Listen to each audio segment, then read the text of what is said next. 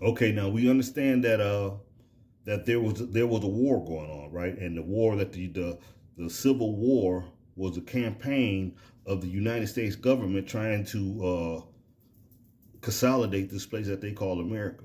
And they were defeating a whole bunch of different places. When they would defeat certain places, they would take ownership over the land and they would take ownership over the people. Now, this is how this thing called slavery came into existence, because a lot of those people who were free people who were working and getting paid, you had some people who weren't righteous and they did not pay them. They was trying to work them for free. So we like to talk about the Civil War as if it was just one thing that was going on, but there were many different things happening. They were fighting over many different things, but at the same time, it was still a campaign. You see, these characters that we deal with, they have a Janus personality. Have you ever seen the statue of one head going this way and one head going that way, a Janus personality?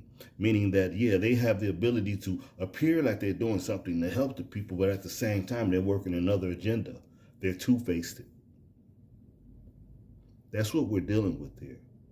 Now, at the same time, while they were doing, before they even started the Civil War, they had this thing called the Trail of Tears.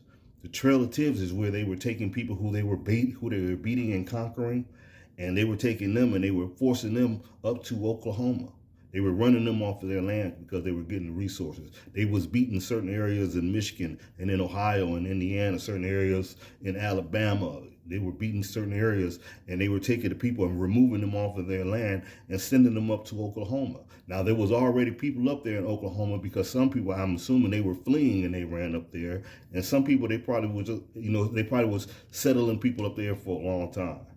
Now, here's the thing. The people up there that was already in Oklahoma, they were known as the Turtle Tribe people. And they didn't look anything like the so-called traditional Native American. And that's all I'm going to say about that. But the people from the other people who they were taking up there, they mixed right on in with them people. You didn't know who they was after a while. But here's the crazy thing. Now, remember, we were saying that there was a lot of skilled labor here in the Americas. Now, the very same people that they took from Michigan, Indiana, Illinois, Alabama, they took from these different places and took up there on the Trail of Tears. A lot of those people went up there and they became the same thing that they was down here. They started farming again. They started working the oil rigs. They was getting money off the oil rigs. They started their banking system all over again. That's why when they raided Tulsa, Oklahoma, what did they do? They went in there and they took $30-something million off that bank. They was shipping us all over this doggone place, man. And they were doing making these little crazy laws. Let's see what. Tulsa, Oklahoma, founded right around 1820. They did the doggone riots of Tulsa in 1921. But isn't it strange that this is the whole time while we were still going through the American Indian Wars between 1609 and 1924 on paper?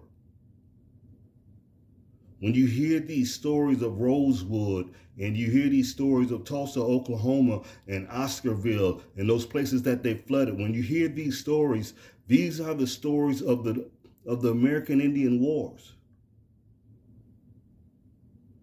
It was going on all the way up into the doggone 50s and the 60s.